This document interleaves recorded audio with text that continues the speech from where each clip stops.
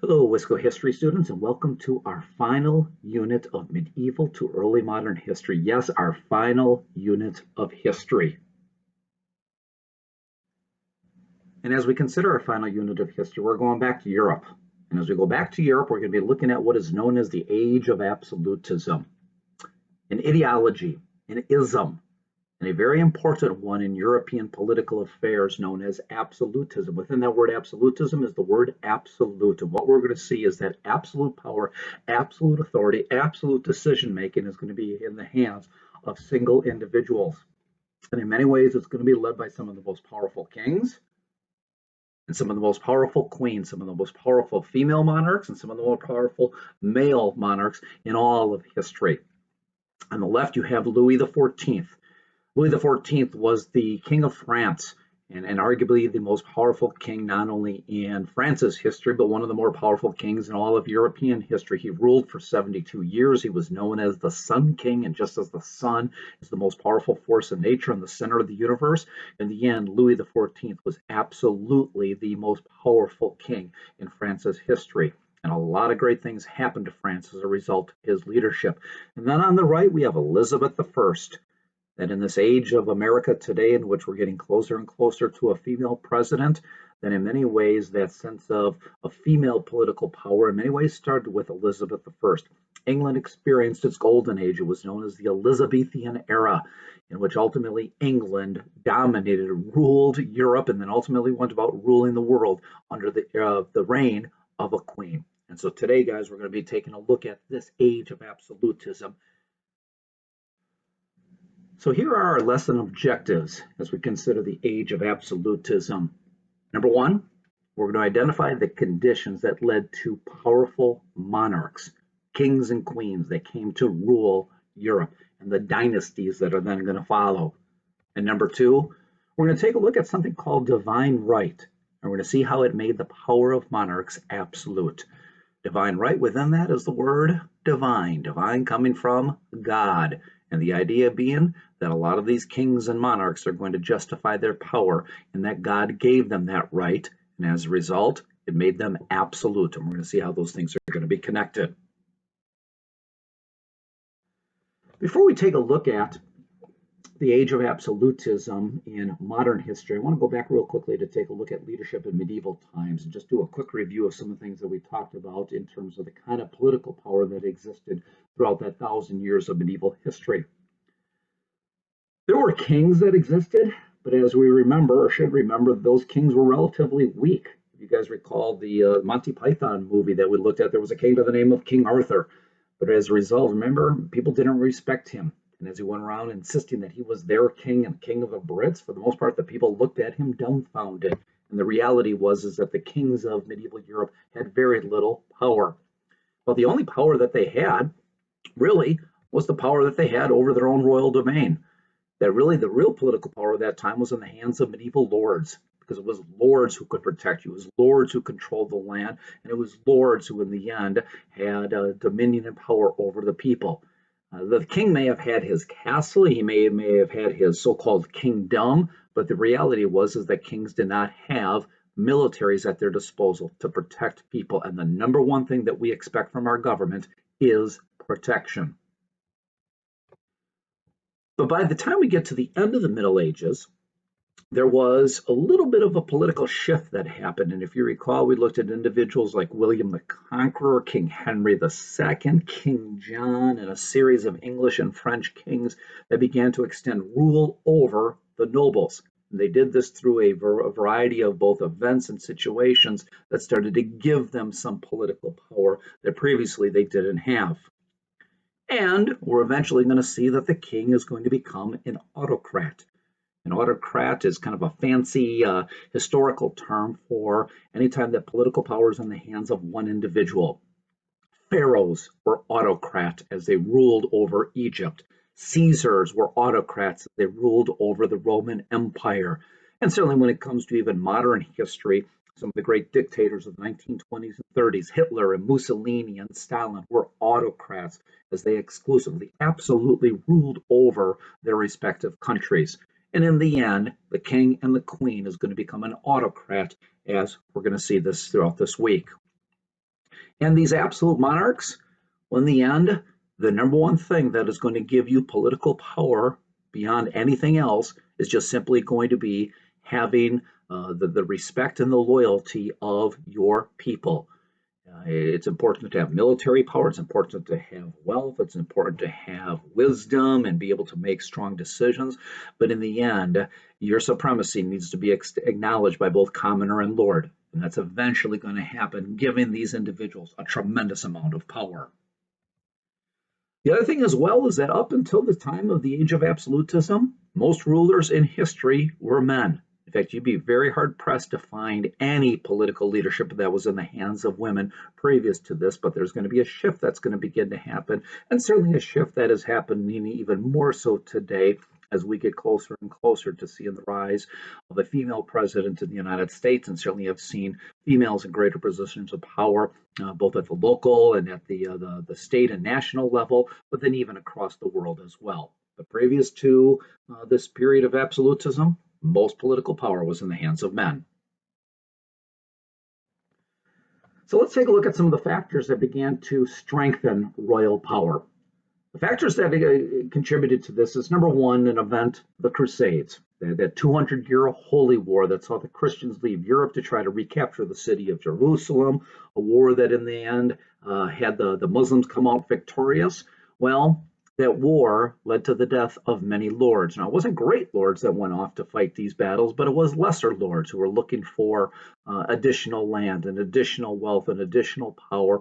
And as those lords died, there was this kind of political vacuum that existed in Europe, and that's where kings began to assert more control back at home. In addition to that, there's going to be a growing middle class. Now, again, for the most part, you still really have a two-class system that existed, lord and serf, rich and poor, but a growing middle class that started to come as a result of especially the age of exploration. And with the new wealth and the new trade that came, well, this middle class started to support the monarch. It's going to be kings and queens who are going to finance many of the voyages of exploration, knowing that, again, there's wealth to be had and empires to be gained. And in the end, it's going to be, kings who are going to, exercise greater power at this time. And for that middle class, they once again needed protection of their property, protection of their trade, and slowly but surely, the monarchs are going to be able to provide this.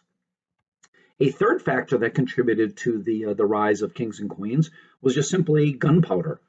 Again, military protection being so necessary, and that's where previous to this, the lords had knights at their disposal, the professional armies. Well, with the introduction of gunpowder, especially with the 100 Years' War that we had previously talked about, that new type of gunpowder, in the end, is going to then counter feudal castles. No longer could the walls of a castle protect the manor and its people, and no longer could a knight on horseback with a sword provide the kind of protection necessary, and gunpowder in the hands of monarchs gave them a very valuable tool to use.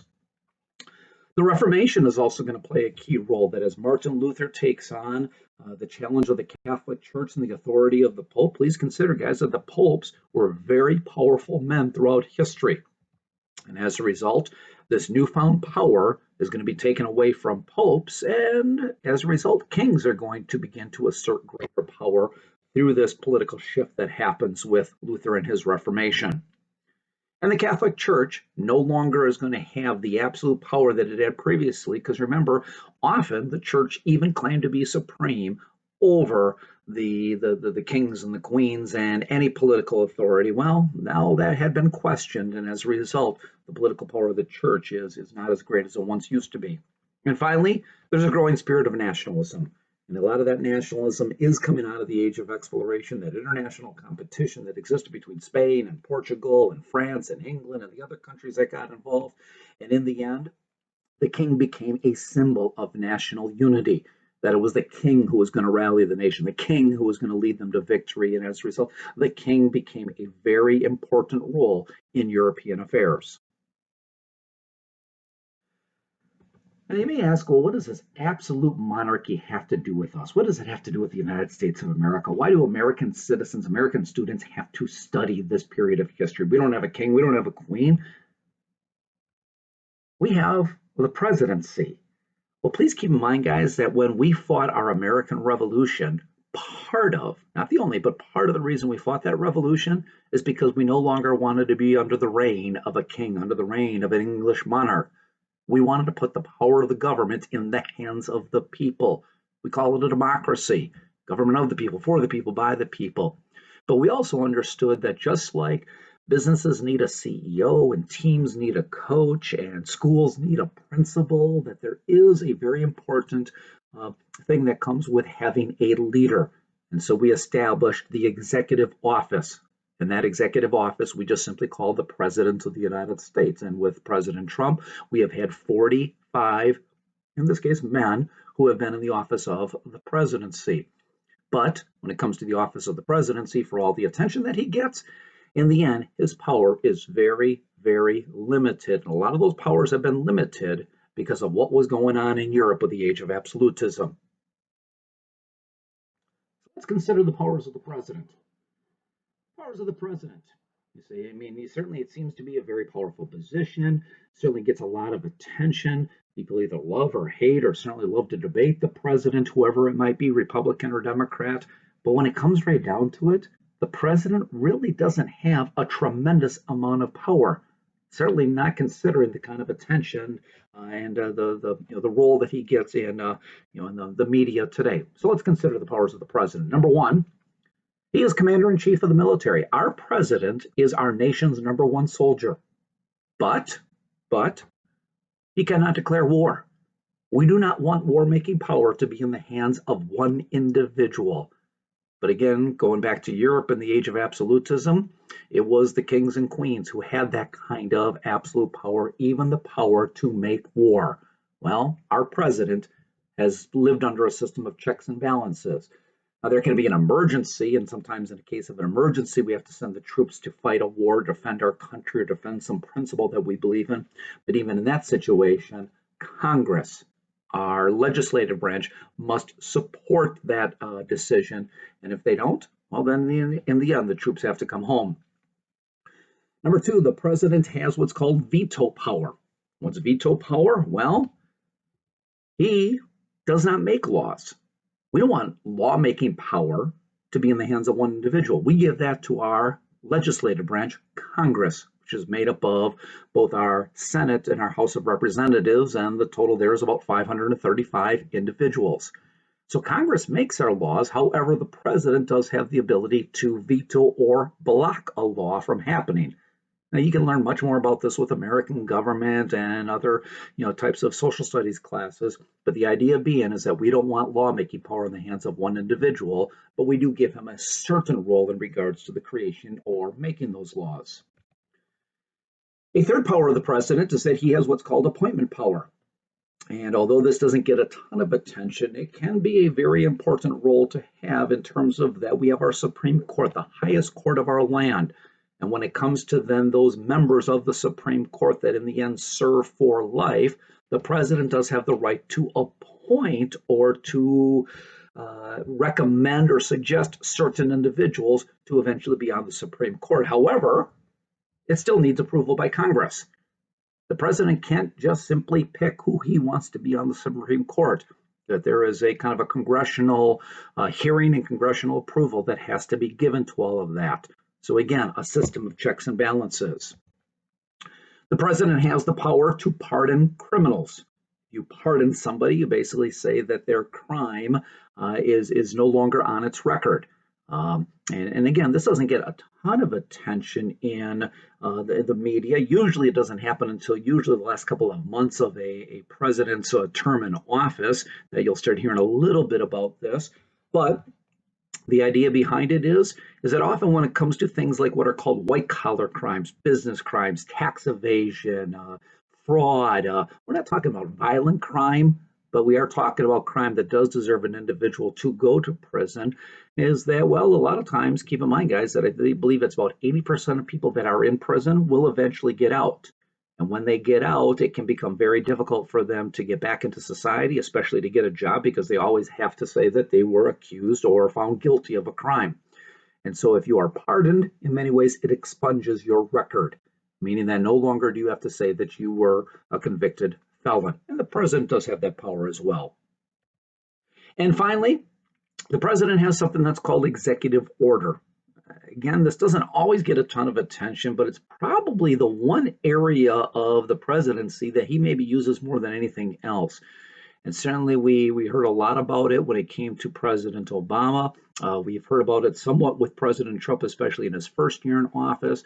And the idea of executive order is that the president does have the power to just remind all government officials that they must follow the law. Now, he can't create his own laws, we mentioned that before, but he at least can give an executive order that says the Constitution says this or the Constitution says that. I don't want to spend too much time with this, and that in the end, those executive orders must be followed. It would be like Principal Liar sending an email to all teachers to remind us that we have a tardy policy. And that if a student doesn't come into the classroom within those 4 minutes, then we have to, by the school policy, we must mark you tardy. So again, Principal Liar didn't create that rule. He's just simply telling us, the teachers who are meant to kind of enforce those rules, that we should be doing our job. Guys, that's the power of the president. And it doesn't look like much. I mean, it's significant enough here. But again, it's under the system of checks and balances because we don't want the president to have too much power, because we saw what was happening in Europe. And in the end, we said we do not want that under our American democracy. And finally, we're going to take a look at what is known as the divine right of kings. That as we will eventually be taking a look at some of these kings and queens throughout this week, basically every single one of them is going to justify their absolute power through this concept. So what was the divine right of kings? And as I mentioned earlier, within the word divine right, or divine, the phrase divine right is the word divine. And here's the basic idea. Monarchs, kings and queens, are going to use this theory to claim unlimited power. And any time that they were questioned, any time that they were challenged, in the end, they would often just throw out, hey, I've got divine right. Don't challenge me, I've got divine right. And this allowed then, for a period of about 300 years, the kings and queens of Europe to then really do what they wanted to do. So what is divine right? Divine right just simply goes as this. Divine, my right to power, my right to rule, comes by God's authority. God has chosen me, selected me to be your king. Number two, as a result, I'm God's earthly representative. But God has put me in this particular position. And yes, it's a tremendous amount of power, but it's who God has selected to be the king or queen of whatever respective country. For the people, if you obey the king, you're obeying God. And although the Reformation certainly had spread throughout Europe, and with the Renaissance and humanism, people certainly maybe weren't quite as connected to their Catholic church as they once used to be, the people were still very religious, and people still wanted to go to heaven. And obeying the king meant you're one step closer to going to heaven because you're obeying God. And if you disobey the king, you're disobeying God. And if you disobey God, well, you know that hell could be your final judgment. And again, this is something that the kings would use to basically kind of silence anybody that was challenging them. This simply meant the king could do no wrong. And kings are then going to use this to basically justify every single thing that they did. And ultimately, there was very little that the people could do about it. And so we're going to see that with some of the great kings and some of the weak kings, some of the powerful and some of the corrupt kings, a lot of them are going to justify their power through divine right.